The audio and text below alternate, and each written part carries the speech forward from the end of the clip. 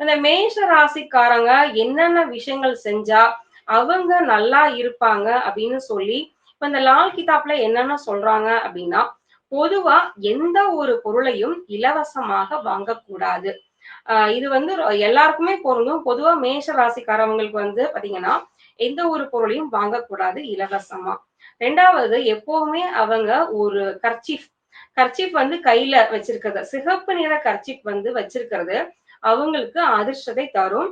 சிவப்பு நிறத்துல கர்ச்சீப் அல்லது துண்டு கூட நம்ம வச்சுக்கலாம். கையில வந்து எப்பவுமே ஒரு சிவப்பு நிற அதாவது நீங்க வெளியில போகும்போது, ஒரு சிவப்பு நிற கர்ச்சீப் துண்டு வந்து கையில வச்சுக்கிறது சிறப்பானதா இருக்கும். வீட்ல எலுமிச்சம்பழ அந்த செடி, கன்று, மரம் வந்து வளர்க்கக்கூடாது. அப்படி வளர்த்தா மேஷ ராசிக்காரர்களுக்கு வந்து அந்த அதிர்ஷ்டத்தை வந்து அது தடுக்கக்கூடியதா இருக்கும்.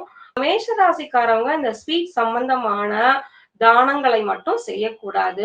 ஸ்வீட் ஸ்டால், பேக்கரி இந்த மாரி இடத்துல வேலை செய்யறது வந்து சிறப்பா இருக்காது.